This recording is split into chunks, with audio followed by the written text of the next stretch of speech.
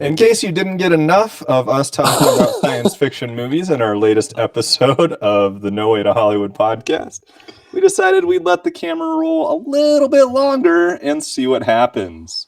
And Jonathan, this is purely just because we kept on talking about it, and I'm like, we might as well just roll the camera if we're going to keep talking about it. so Jonathan and I had posed a few more movies that we were talking about. Is it science fiction or not? And Jonathan, I believe you were about to talk about Oblivion. Yes, you brought up Oblivion. You were wanting to ask whether we think it's science fiction or not, and I think that Oblivion is. So there's a whole genre, I would say, of science fiction that's kind of like really more about the aliens showed up and everything changed, which is kind of like Arrival. But in Oblivion, the whole thing, and again, I mean, we should be saying spoilers for all these movies, but like in Oblivion, the whole thing is like there's technology going on. He's got a cool helicopter. He's got a cool rifle. There's like these things sucking water out of the oceans. Okay, cool. But it's not about that, right? It's about the fact that at some point we had first contact with some sort of alien entity that then said, screw humans. I want your earth and your water and all that stuff, and took everybody, and there's cloning, and there's all these science things happening. But it's like, I guess maybe I just don't find it very plausible. I don't know what question it's asking. It's not asking a question about the advances of science. It's asking the question of, if we happen to find out that alien life exists, then what? Or if an alien life wants to do this to us, then what do we do? Is that really science fiction? I mean, I guess, yes, aliens. Is aliens science, though? Because again, to me, aliens is about as, in the story-wise, is about as scientific as demons, is about as scientific as monsters, is about as scientific as name your entity that we have yet to discover any sort of proof of. Well, and Aliens lends itself to be more of a fantasy, to fit into the fantasy category more than it fits into the science fiction category for that very reason. The instances where you have aliens bringing new technology maybe kind of takes it back towards science fiction, but ultimately I think it definitely puts it more in the category of fantasy. It's fantasy that science.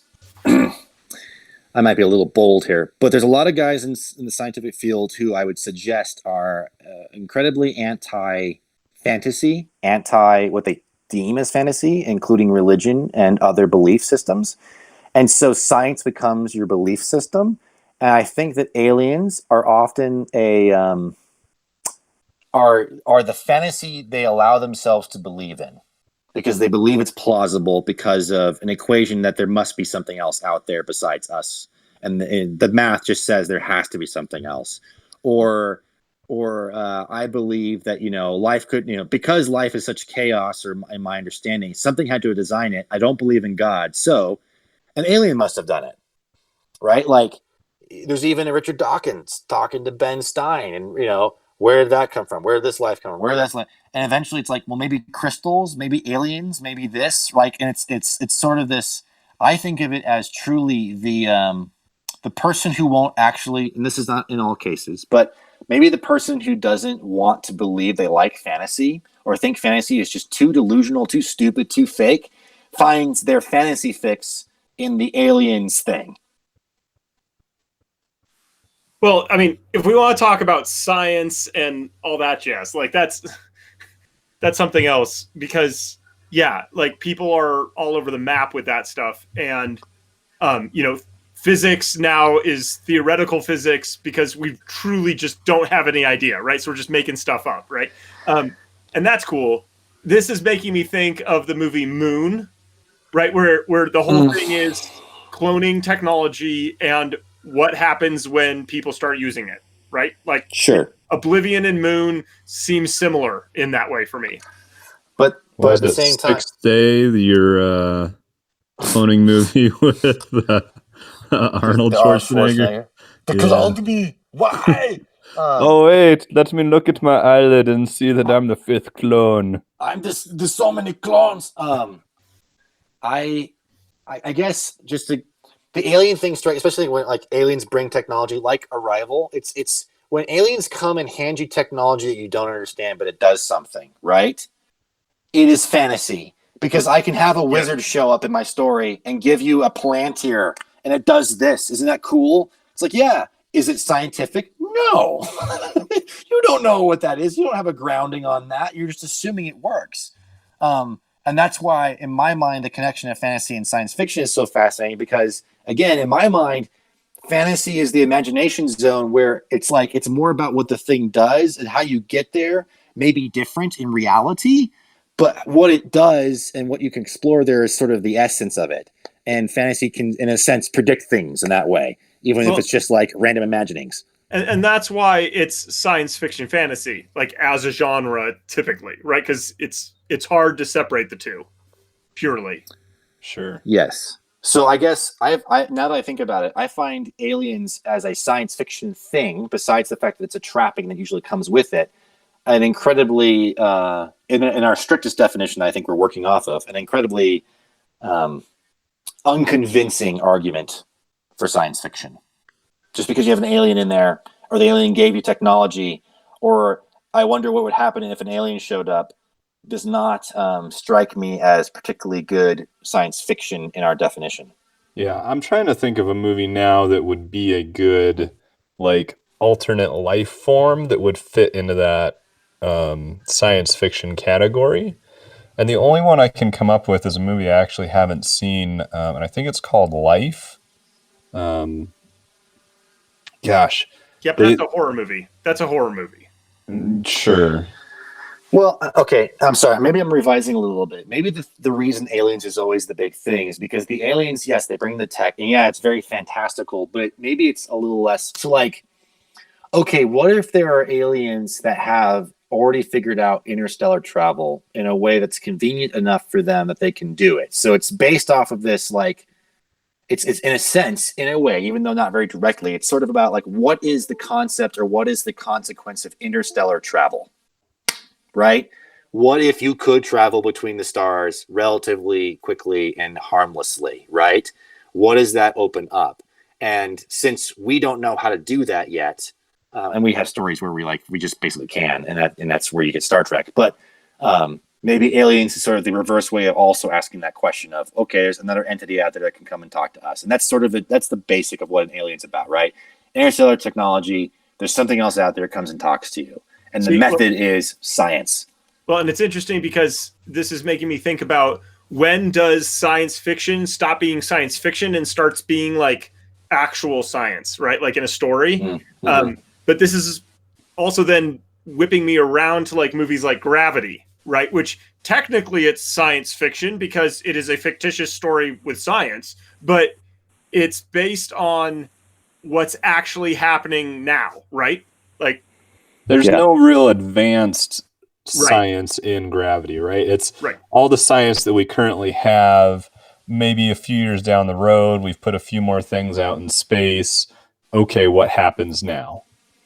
Right, and that's because it's set in the modern day, right? And that's the thing where if somebody from the 1800s was seeing a story about how we live our normal day lives, is that science fiction? Because everything that's happening, and that's the thing, it's not necessarily science fiction, right? It could be science fiction trappings for them, but it has to be a story about what this does to our lives. What does this do for me? How does it affect me? What is the consequence of it has to be something like that, right? It can't just be, I happen to have a box that lets me talk to people and find out information. Because if it's just that, again, it's just fantasy to them, right? Like it's just okay, it's just a thing. It just does this. It's whatever. It's not what the story's about. Right. So I guess if I understand if this definition that we've seemed to have come to as science fiction is truly what science fiction needs to be, strict on the strictest sense. And yeah, that sort of line between this is just modern day science, and so it's no longer science fiction, and we've delved into fantasy here, right? If you truly cut fantasy out and you can't do modern day stuff only, right? You have to do science fiction. The vast majority of that, I'm almost like, I think I don't like it. I don't think I like stories that take that angle or approach only. I love science fiction trappings. I love science fiction fantasy. I love the multi-genre stuff, but I do not like it when it's like, it's all about the technology and what the consequences of that are. Well, Or to a certain cloning. extent, I'm going to be the opposite of you, just from the philosophical background, because one of my favorite things is just posing that question of what if, right? So if you put a technology out there and say, hey, here's a possible technology that we'll have in the future, how do we respond to it? That's one of those questions I love. I love that we have movies to question that and to explore that and to try and, almost give us some sense of, so what do we actually do if this does happen in the future? So how do you feel about AI, Spielberg's? Minus the fact that it drags on forever and ever and ever and should have been, 30 minutes to an hour shorter than it was. I actually really enjoyed it. I actually really enjoyed the questions they were asking about, robots and what it would look like and what it would look like for robots to have feelings. And yeah, I mean, it asked the right questions. I not necessarily agree with the outcome, but I like the fact that it asked the questions. Now I'm wondering if I'm just inundated with science fiction, where I'm just really tired of I'm tired of the robot story and the question. I don't care. I feel like I've thought about it 1,000 times, 1,000 different angles. Westworld, man. Yeah, I'm bored. I'm super bored. I don't care anymore. It can be an interesting story on other, again, the other genres or the human element. Stories. You can only tell so many stories in a sense, right?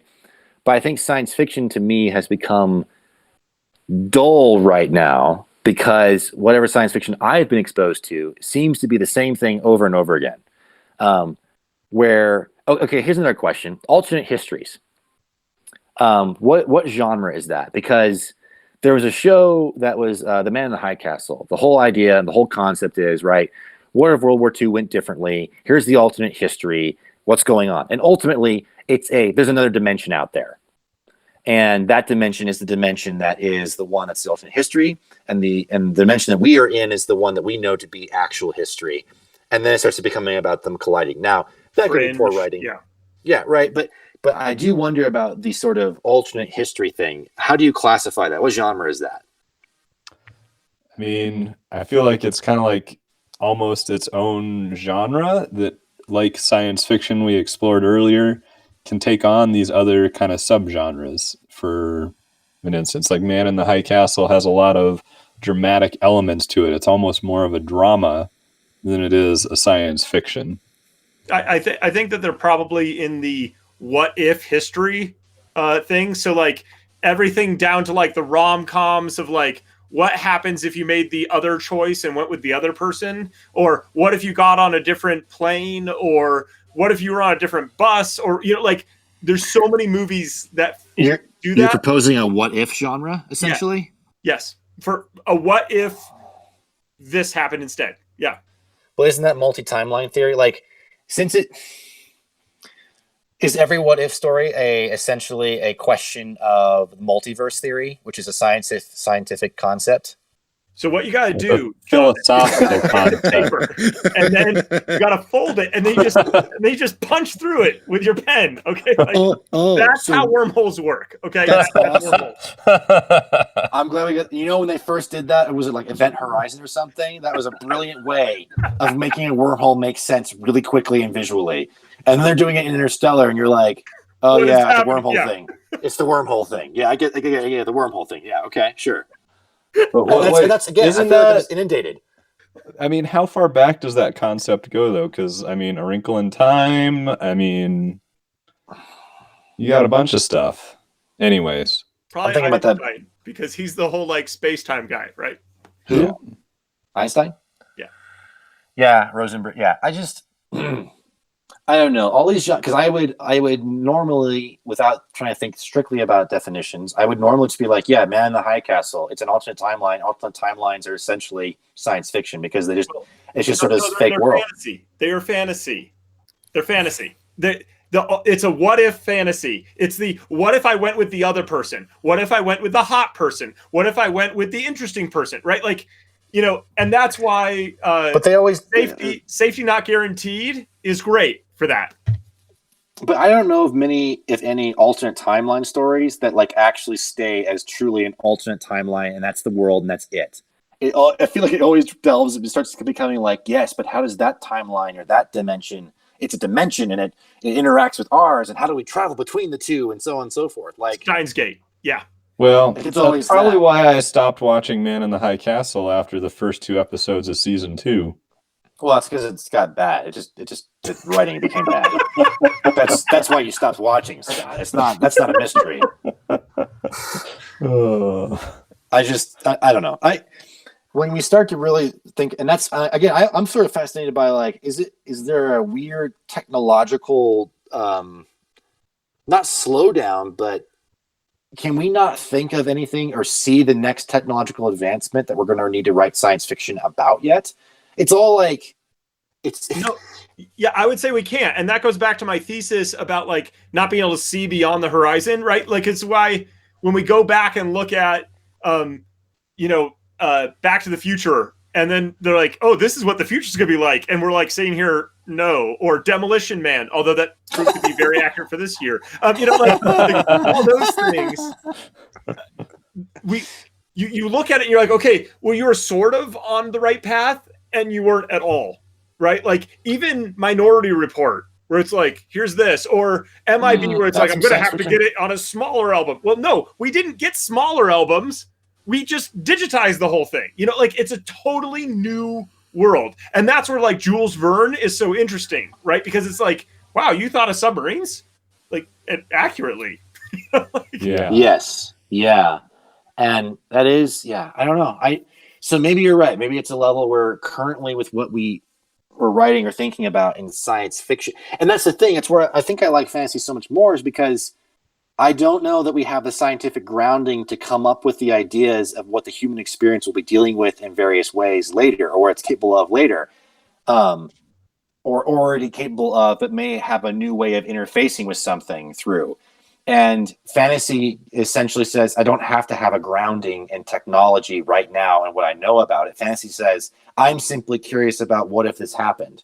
And that's far more interesting to me. And in my mind, far more philosophical, and more, you can get a lot more places I find interesting than asking what I feel like now has been a stupidly long question of, what if robots can think? What's going to happen then? I don't know. You think they're ever going to be able to think for real? You think that? I don't know if they're ever going to be able to get there, really. Like, I'm just so tired of that question. Or what if aliens showed up? Or, well, the question of robots thinking is really the same question as aliens to me. Like, it's some other being that has a rational thought. Well, and the interesting question about it, Scott, in my mind, is what is a soul? Is a soul separate than matter? And what does it mean to be human? And that's why Blade Runner is more interesting than, other stories, even though Blade Runner is incredibly boring at times, but it's fundamentally trying to talk about what does it mean to be human, although its answer is, I think, incredibly nihilistic. It suggests that to be human and to be an android, to be anything, is to be soulless, and there is no soul, and it's a bunch of crap. But I think that the idea of what is the soul, or what is to be human, or what is good about humanity, or what's going on, in my mind, divine nature, science fiction can be a lot more interesting, or fantasy can be a lot more interesting with the understanding that there's a divine and there is a world that's far greater and bigger than you can see, because you're living in the Shadowlands, as C.S. Lewis would put it. And so the questions are really about, like, what's the real stuff? What are we getting hints at now that could be? What is it that we are built for? What are we not living up to because of broken nature or whatever? Well, and that's why anime is all about, like, science and magic are the same thing, right? We just don't know how to divide it. And that's where Final Fantasy and all of these things are. There's magitech, but it's also just like a material from the universe, right? Like, and that's where I go back to sort of like science fiction is essentially fantasy for cynics. True, deep. Like it's fantasy for cynics.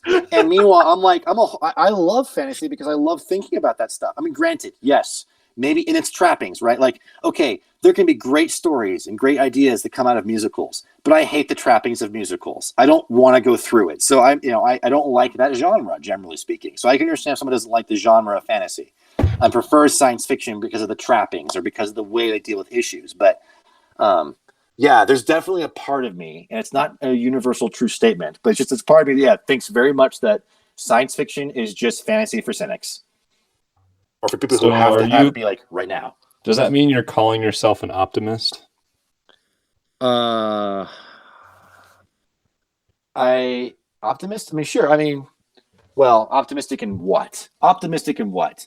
You can say that people who believe in Star or who like Star Trek a lot are in essence optimists. They have an optimism that humanity will somehow evolve through technology and social ability or whatever to be able to no longer have crime and to no longer need money and not have that greed and all that kind of stuff, and will be all about discovering things and uniting people and all the good qualities of humanity. That's incredibly hopeful and optimistic. That's what Star Trek's about. And they believe that it will come through science. I find that to be a bad posit. I don't think that will happen purely off of science leading us there, or a societal change leading us there. I think it's a weak answer for that. So while I enjoy the optimism of Star Trek, I think its basis is bull.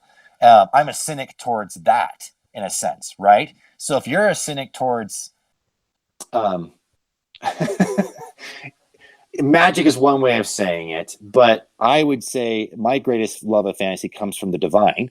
And so if you're a cynic of divine nature or things being bigger than you so that they feel like magic, they look like magic, even though they may very well not be, and even there might be a scientific explanation for it even too, but it has far more to do with a divine entity and its power and being and what it's made, rather than our ability to understand what's here and to make something of it. If you're banking on that being the way to salvation or to interesting things, there's some interesting things there, but I don't give a crap about your premise. I'm a cynic about that. And if you're a cynic on the opposite of, well, if I can't see it and I can't make it, then it must not be, and thus divine nature, magic, anything bigger than me in that way that I don't understand, it's just science I haven't figured out yet and I don't care otherwise, then I'm sort of like, well, we disagree on a basic premise, and I find the one far more interesting than the other. Sure. I'm a pessimist. We all knew that, Luke.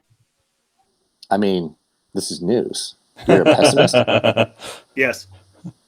Alrighty. Well, we hope you've enjoyed this bonus content. Thanks again for joining us, and we'll catch you next time. Yeah, weird. All right. Can I actually stop now? I think yes, so. You can stop, Luke. Yes. We're gonna stop talking about it. Mm-hmm. But science fiction, Scott. Why would science fiction be Stop! But is it fiction or is it science? Which one is it, Scott? Help me. Scott, help me. I'm not doing this. No. Philosophy. No. Why isn't there philosophical fiction? I mean, there is. Because philosophy is redundant. That's a lie, actually, but you know. Plot twist: Bill and Ted's Excellent Adventure is the greatest philosophical fiction ever. Socrates. Is Bill and Ted science fiction? It's a comedy first, right? Great It's question. a comedy first. It's comedy first with time travel trappings. And the time travel is like super not important, other than like historical people getting.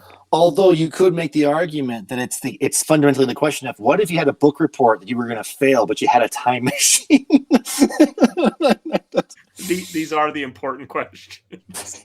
Well, and what I love about it is that's how I feel about science. Use it as a tool for something you're trying to get over. That's more human than just being like, but like, what if science changed everything? Yeah, it would be humans who changed it. Anyway, well, how you doing, Scott? You doing all right? All right, now I'm really cutting for surezies. No, you didn't cut this whole time? Of course not. Why would I do that? Okay. Now, well, now we're going to get to the really good stuff. I know. Scott's on his phone. So see you later, friends.